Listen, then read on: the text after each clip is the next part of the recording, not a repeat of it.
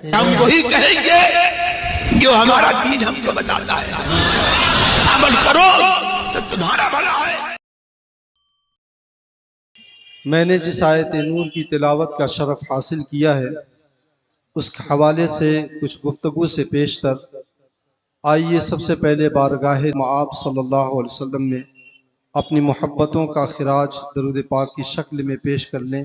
اور بآواز بلند درود پاک پڑھیں۔ اللہم صلی علی سیدنا شفیعنا نبینا مولانا محمد مبارک وسلم صلاۃ و سلام دائما علیک سیدی یا رسول اللہ صلی اللہ تعالی علیہ وسلم۔ خالق ارض و سما نے انسانوں کے اوپر جو احسانات فرمائے ہیں ان احسانات میں سب سے عظیم احسان اور سب سے عظیم نعمت ایمان کی دولت ہے۔ آقائے دو عالم صلی اللہ علیہ وسلم کی وفاداری میں جو ہمیں ایمان ملتا ہے اس ایمان سے بڑھ کر کے کوئی نعمت نہیں ہے، اور ایمان اس بات کا نام نہیں ہے کہ محض زبان سے اللہ اور اس کے رسول صلی اللہ علیہ وسلم کے حوالے سے کچھ جملے بول دینا، محض ایمان اس بات کو نہیں کہا جاتا۔ اللہ کو مان لینا یہ ایمان نہیں ہے، ورنہ اگر آپ قرآن اٹھا کر کے دیکھیں تو کفار مکہ اور مشرکین مکہ بھی اللہ تبارک و تعالیٰ کے خالق اور اس کے رب ہونے، اس کی ربوبیت پر وہ لوگ بھی یقین رکھتے تھے، لیکن اس کے باوجود قرآن نے کبھی بھی انہیں مومن نہیں کہا، قرآن نے کبھی بھی انہیں مسلمان نہیں کہا۔ آخر وجہ کیا ہے؟ وہ لوگ بھی اللہ تبارک و تعالیٰ کی ربوبیت کے قائل تھے۔ خود قرآن پاک میں اللہ رب العزت نے فرمایا ہے کہ وَلَئِن سَأَلْتَهُمْ مَنْ خَلَقَ السَّمَاوَاتِ وَالْأَرْضِ لَيَقُولُنَّ اللَّهُ، اگر تم ان سے پوچھو کہ زمین و آسمان کا خالق کون ہے تو وہ ضرور یہی کہیں گے کہ اللہ تبارک و تعالیٰ خالق ہے۔ اس کا مطلب یہ ہوا کہ صرف اللہ تبارک و تعالیٰ کو خدا مان لینا اسے ایمان نہیں کہتے ہیں۔ ایمان اسے کہا جاتا ہے کہ اللہ کو خدا مان لیا جائے، اس کو معبود حقیقی مان لیا جائے اور پھر اس کے تقاضے کے اوپر عمل کیا جائے۔ رسول رحمت صلی اللہ علیہ وسلم کو آخری نبی مانا جائے، اللہ کا مقدس رسول اور پیغمبر مانا جائے، اور اس کے جتنے بھی تقاضے ہیں ان تقاضوں کے اوپر عمل کیا جائے۔ قرآن نے ہمیں جو ضابطۂ حیات دیا ہے اس ضابطۂ حیات کے مطابق ہم اپنے نظریات کو، اپنے افکار کو، اپنے سیرت و کردار کو انہی قرآن کے دیے ہوئے نظریات میں ڈھال لینا ضروری ہے، تب جا کر کے آدمی مومن ہوا کرتا ہے۔ آقائے کائنات صلی اللہ علیہ وسلم کے زمانے میں کفار مکہ اللہ تبارک و تعالیٰ کے خالق اور رب ہونے پر وہ رب ہونے کے قائل تھے، لیکن قرآن نے انہیں مومن نہیں کہا۔ وجہ اس کی یہی ہے کہ وہ لوگ اللہ کی ربوبیت کے تو قائل تھے، لیکن ان کا جو کردار تھا، ان کا جو عمل تھا، ان کی جو گفتار تھی، یہ وہ چیزیں تھیں جو ان کے فکر کی تکذیب کر رہی تھیں، جو ان کے نظریات کی تردید کر رہی تھی۔ اس لیے قرآن نے کبھی انہیں مسلمان نہیں کہا۔ اس کا مطلب یہ ہے کہ اللہ کو ایک ماننا، رسول رحمت صلی اللہ علیہ وسلم کو آخری نبی ماننے کے ساتھ ساتھ یہ ضروری ہے کہ آدمی کے کردار و عمل میں ایسی باتیں نہ آنے پائیں جن باتوں سے اللہ تبارک و تعالیٰ کی ربوبیت کا انکار ہو، اس کی الوہیت کا انکار ہو، رسول اللہ صلی اللہ علیہ وسلم کی رسالت یا نبوت کا انکار ہو، یا ضروریات دین کا انکار ہو۔ اسے ایمان صرف ایمان اسے کہا جاتا ہے، اور اسی چیز کے اوپر پوری مضبوطی کے ساتھ اگر آدمی موت تک ڈٹا رہے اسی کو استقامت کہا جاتا ہے۔ وہی چیز وہ ہے جس کے اوپر بندہ اگر کامل طور پہ رہتا ہے تو پھر اللہ تبارک و تعالیٰ کے فرشتے اسے موت کے وقت آ کر کے رحمت کی بشارت دیتے ہیں، جنت میں اس کے ٹھکانوں کو اس دنیا میں جیتی جاگتی آنکھوں سے اسے دکھا دیا جاتا ہے۔ اسی کو استقامت فی الدین کہا جاتا ہے۔ اگر میں اعلیٰ حضرت کی زبان میں استقامت فی الدین کا اگر معنی بیان کروں تو اعلیٰ حضرت کا وہ شعر پورے طور پر ترجمانی کرتا ہے کہ دہن میں زباں تمہارے لیے، بدن میں ہے جاں تمہارے لیے، ہم آئے یہاں تمہارے لیے، اٹھے بھی وہاں تمہارے لیے۔ آدمی اپنا سب کچھ تجدید دین کی خاطر تو اسے استقامت فی الدین کہا جاتا ہے۔ یہی وہ استقامت ہے جس کے اوپر مضبوطی سے قائم رہنے کے لیے اللہ تبارک و تعالی نے اپنے محبوب دو عالم صلی اللہ علیہ وسلم کو حکم ارشاد کیا اور فرمایا فاستقم کما امرت، اے محبوب جس طریقے سے میں نے تمہیں حکم دیا ہے اور آپ کو حکم دیا گیا ہے اسی انداز سے پورے طور پر دین میں استقامت کے اوپر قائم رہے۔ یہی وجہ ہے اللہ کے رسول صلی اللہ علیہ وسلم نے جب اعلان نبوت فرمایا تھا تو اعلان نبوت جب فرمایا، کفار مکہ نے جم کر کے پوری اجتماعی قوت کے ساتھ حضور صلی اللہ علیہ وسلم کی تبلیغ رسالت اور تبلیغ دین کو روکنا چاہا، اور آپ کے چچا ابو طالب کے ذریعہ جب سرور کائنات صلی اللہ علیہ وسلم کو اس بات سے باز رکھنے کی کوشش کی گئی تو اللہ کے رسول صلی اللہ علیہ وسلم نے بڑی پامردی کے ساتھ جواب دیا تھا اور ارشاد فرمایا تھا، بخدا اگر یہ لوگ میرے ایک ہاتھ پر سورج اور دوسرے ہاتھ پر چاند رکھ دیں تب بھی محمد کبھی بھی تبلیغ دین سے باز نہیں آئے گا۔ یہ استقامت فی الدین ہے۔ صحابہ کرام کی پوری زندگی استقامت فی الدین سے تعبیر ہے۔ آپ سرور کائنات صلی اللہ علیہ وسلم کی مکی زندگی اٹھا کر کے پڑھیں، آقائے دو عالم صلی اللہ علیہ وسلم کے صحابہ کے اوپر کون سا وہ ظلم تھا جس ظلم کو روا نہ رکھا گیا ہو۔ آج صحابہ کرام رضوان اللہ تعالی علیہ مجمعین کی زندگی کو اجیرن بنا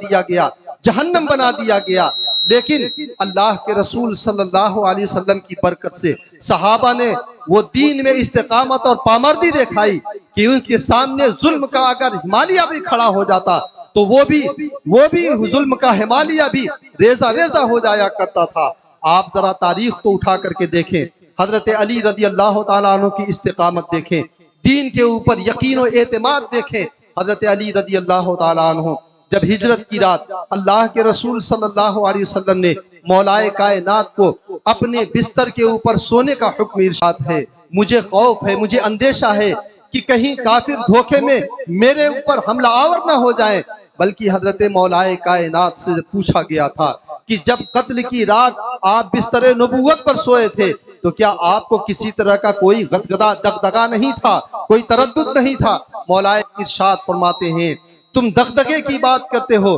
تم شک و شبہ اور تردد کی بات کرتے ہو، اس شب مجھے جیسی نیند آئی تھی پوری زندگی کسی نرم و گداز بستر کے اوپر میری نیند نہیں آئی تھی۔ مطلب اس کا کیا ہے؟ یعنی حضرت علی رضی اللہ تعالیٰ عنہ کو سرور کائنات کے قول و قرار کے اوپر اس قدر اعتماد تھا کہ زمین و آسمان تو اپنی جگہ سے ٹل سکتے ہیں، لیکن جب سرور کائنات نے فرما دیا تھا علی تم بستر پہ سو جاؤ، صبح اٹھ کر کے میری جو یہ امانتیں میرے پاس رکھی ہوئی ہیں فلاں فلاں کی، ان امانتوں کو دے کے مدینے آ جانا، تو مجھے یقین کامل ہو گیا تھا کہ سب اللہ کے رسول نے جب فرما دیا ہے کہ امانتیں بھی دے دینا اور مدینہ طیبہ واپس آ جانا، تو اللہ حضرت علی فرماتے ہیں پھر مجھے یقین ہو گیا تھا کہ اللہ کے رسول نے فرما دیا میرا کوئی بال باقا نہیں کر سکتا ہے۔ یہ حضرت علی رضی اللہ تعالیٰ عنہ کی استقامت ہے کہ جتنا بھی مشکل وقت آ جائے اس کے اوپر پورے صبر و استقامت کے ساتھ قائم رہنا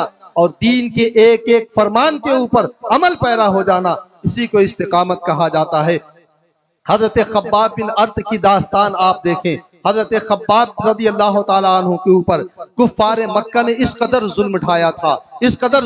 تھا کہ جلتے ہوئے انگارے کے اوپر آپ کو ننگی پیٹھ پہ سلا دیا جاتا تھا، یہاں تک کہ حضرت خباب رضی اللہ تعالیٰ عنہ کی آپ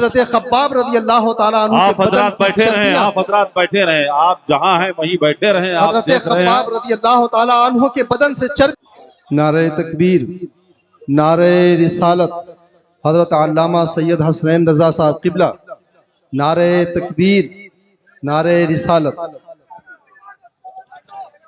صحابہ کرام رضوان اللہ تعالی علیہ مجمعین کی پوری تاریخ جو ہے یہ استقامت سے تعبیر ہے۔ حضرت حبیب بن زید رضی اللہ تعالیٰ عنہ کی آپ تاریخ اٹھا کر کے دیکھیں، حضور صلی اللہ، یہ جو صاحب ویڈیو بنا رہے ہیں ویڈیو کی قطعی یہاں پر اجازت نہیں ہے، یہ مجمع اس سلسلے میں بالکل شفاف ہونا چاہیے، کوئی صاحب بھی اس کی جو ہے جرات نہ کریں اور ویڈیو ہرگز نہ بنائے، اور اگر کوئی صاحب ایسے قدم اٹھاتے ہیں تو جتنے لوگ ہیں ہر شخص کی ذمہ داری ہے کہ وہ اسے روک دے۔ حضرت حبیب بن زید رضی اللہ تعالیٰ عنہ حضور صلی اللہ علیہ وسلم کے زمانے میں مسیلمہ نے نبوت کا دعویٰ کیا تھا۔ مسیلمہ نے اللہ تبارک و تعالیٰ کی الوہیت کا بھی وہ قائل تھا۔ ایسا نہیں ہے کہ وہ حضور صلی اللہ علیہ وسلم کی رسالت کا کھل کر انکار کیا تھا، بلکہ وہ زبان سے اللہ کے رسول صلی اللہ علیہ وسلم کو نبی مانتا بھی تھا، لیکن اس نے نبوت کا دعویٰ بھی کیا تھا۔ لیکن آج تک تاریخ اسلام میں کوئی ایسی ہستی نہیں ملتی ہے، کوئی ایسا شخص نہیں ملتا ہے جس نے مسیلمہ کو مسلمان گردانا ہو۔ خود اللہ کے رسول صلی اللہ علیہ وسلم نے ایک خط تحریر فرمایا اور مسیلمہ کے پاس بھیجا، حضرت حبیب بن زید رضی اللہ تعالیٰ عنہ کے ساتھ۔ حضرت حبیب بن زید رضی اللہ تعالیٰ عنہ جوانی کی عمر میں ہے اور یہ خط لے کر کے بڑے حوصلے کے ساتھ آپ جاتے ہیں اور مسیلمہ کے دو دیتے ہیں۔ مسیلمہ وہ خط پڑھتا ہے اور پڑھنے کے بعد حضرت حبیب بن زید سے چند سوالات کرتا ہے۔ پہلا سوال اس نے یہ کیا، کیا تم محمد الرسول اللہ صلی اللہ علیہ وسلم کی رسالت کی گواہی دیتے ہو؟ انہوں نے کہا ہاں، میں کیا، میرے بدن کا انگ انگ اور میرے بدن کا ایک ایک رونگٹا سرور کائنات صلی اللہ علیہ وسلم کی رسالت اور نبوت کی گواہی دیتا ہے۔ مسیلمہ نے پلٹ کر کے پوچھا، کیا تم مجھے نبی مانتے ہو؟ حضرت مسیلمہ کا جواب سنے، حضرت حبیب بن زید کا جواب سنے۔ حضرت حبیب بن زید فرماتے ہیں میں کچھ نہیں سنتا ہوں، مجھے تمہاری بات سنائی نہیں دے رہی ہے۔ مسیلمہ پاگل ہو جاتا ہے، اس کا ذہن و دماغ کام نہیں کرتا ہے۔ حضرت حبیب بن زید رضی اللہ تعالیٰ عنہ کی استقامت دیکھیں کہ ایک باطل کے سامنے کس طریقے سے پامردی کے ساتھ کھڑے ہیں۔ حضرت حبیب بن زید رضی اللہ تعالیٰ عنہ نے جب اس کی رسالت و نبوت کو تسلیم نہیں کیا اور اس کا انکار کر دیا، اس نے آپ کے ہاتھ کٹوا دیے، آپ کے پاؤں کٹوا دیے، آپ کے آنکھ کان اور ناک کٹوا دیے۔ ایک ایک عضو ایک ایک دن میں کاٹا جاتا تھا اور ہر عضو کاٹنے کے بعد پوچھا جاتا تھا کیا تم مسیلمہ کو نبی مانتے ہو؟ حضرت حبیب بن زید کا ایک ہی جواب ہوتا تھا، مجھے کچھ نہیں سنائی دے رہا ہے۔ یہ پامردی ہے، یہ وہ استقامت ہے۔ اس کا مطلب یہ ہے صحابہ نے ہمیں درس دیا ہے کہ تمہارے اوپر چاہے جتنا مشکل وقت آ جائے، مشکل وقت میں ایمان کو ہاتھ سے جانے نہ دو۔ بدن کا عضو کاٹ لیا جائے، تمہاری جان لے لی جائے، لیکن تم دین کے اوپر پوری پامردی اور استقامت کے ساتھ قائم رہو۔ آج ذرا سی بات کے اوپر دین کو فروخت کر دیا جاتا ہے، چائے کی ایک پیالی پر دین فروخت کر دیا جاتا ہے، چند گز زمین کے اوپر دین کا سودا کر دیا جاتا ہے، کچھ رشتہ داری کی بنیاد پر دین کا سودا کر دیا جاتا ہے۔ میں یہ پوچھتا ہوں کیا صحابہ کرام رضوان اللہ تعالی علیہ مجمعین کے سامنے یہ ساری باتیں نہیں تھی؟ کیا تجارت ان کی ضرورت نہیں تھی؟ کیا معاش ان کی ضرورت نہیں تھی؟ کیا رشتہ داریاں ان کے نزدیک اہم نہیں تھی؟ اہم تھی، لیکن ان تمام چیزوں سے جو بلند تر ہے اور سب سے آگے ہے وہ دین اور اسلام تھا، وہ ایمان تھا، جس کی حفاظت کر کے صحابہ نے ہمیں درس دیا ہے کہ چاہے تجارت سامنے آ جائے، چاہے رشتہ داریاں سامنے آ جائیں، دین کے اوپر اتنی ہی پامردی اور اتنی ہی عزم و استقلال کے ساتھ آدمی قائم رہے جس طریقے سے دور رسول صلی اللہ علیہ وسلم میں اور خلفائے راشدین کے زمانے میں صحابہ کرام قائم رہے۔ صرف وہیں تک یہ بات محدود نہیں رہتی ہے، جب گمراہیت کا زمانہ آیا تو صحابہ کرام نے گمراہیوں سے بھی بیزاری کا اعلان فرمایا۔ حضرت عبداللہ ابن زبیر رضی اللہ تعالیٰ عنہ کی وہ حدیث آپ حضرات نے علماء سے سنی ہوگی، مسلم شریف کی حدیث ہے۔ عراق سے کچھ لوگ آئے، جب معبد جوہنی نے تقدیر کا انکار کر کے جب بدعت اور ایک گمراہ فرقہ جنم دیا تھا تو حضرت عبداللہ ابن عمر رضی اللہ تعالیٰ عنہ نے یہی تو پیغام بھجوایا تھا کہ اگر ایسا شخص تم میں سے کسی کو ملے تو اسے میرا پیغام پہنچا دینا کہ میں اس سے بری ہوں اور وہ مجھ سے بری ہے، نہ میرا اس سے کوئی تعلق ہے نہ اس کا مجھ سے کوئی تعلق ہے۔ مطلب یہ ہے صحابہ کرام نے ہمیں یہ بھی درسی پورے طور پر کنارہ کش ہو جائے، وہ چاہے جتنا قریبی ہو، ہماری زندگی میں ہمارے جسم کے غذا کے لیے اگر ایک پیالی دودھ دے دیا جاتا ہے، اس میں ایک مکھی گر جاتی ہے، کسی کی طبیعت گوارا نہیں کرتی ہے کہ اس مکھی والے دودھ کو آدمی پی لے، بلکہ اسے کنارے رکھ دیا کرتا ہے۔ لیکن یہ کیسی بے غیرتی اختیار کر لیتا ہے، آدمی روزانہ عشاء کی نماز میں رب کائنات کے حضور کھڑے ہو کر کے عہد و پیمان کرتا ہے اور کہتا ہے کہ اللہم انا نستعینک ونستغفرک ونؤمن بک ونتوکل علیک ونثنی علیک الخیر ونخلع ونترک من یفجرک، اے اللہ ہم اس سے ناتا توڑ لیتے ہیں جو تیرا نافرمان ہے، جو تیرا نافرمان ہے ہم اس سے ناتا توڑتے ہیں، ہم اس سے کنارہ کش ہوتے ہیں۔ آدمی رب کے حضور جا کر کے کھڑے ہو کر کے یہ عہد و پیمان کرتا ہے، اور جب مسجد کے باہر نکلتا ہے تو پھر دیکھا جاتا ہے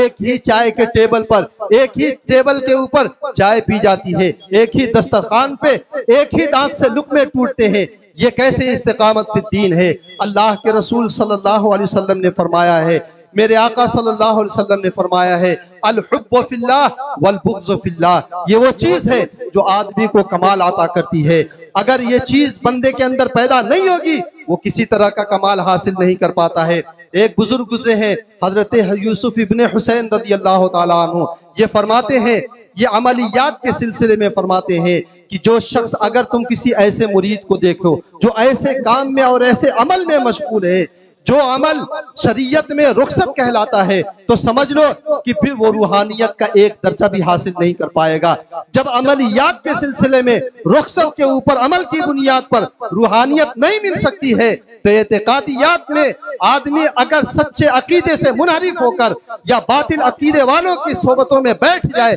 وہ روحانیت کیسے حاصل کر سکتا ہے؟ ہرگز حاصل نہیں کر سکتا ہے۔ اس لیے میں اس اسٹیج سے یہ پیغام دینا چاہتا ہوں کہ آپ حضرات اپنے دین پہ استقامت پیدا کریں، اور اللہ اور اس کے رسول صلی اللہ علیہ وسلم کی رضا کے لیے آپ زندگی کا ہر قدم اٹھائیں۔ اللہ تعالیٰ مجھے اور آپ کو اس پر عمل کی توفیق عطا فرمائے۔ وآخر دعوانا الحمدللہ رب العالمین۔ السلام علیکم ورحمۃ اللہ۔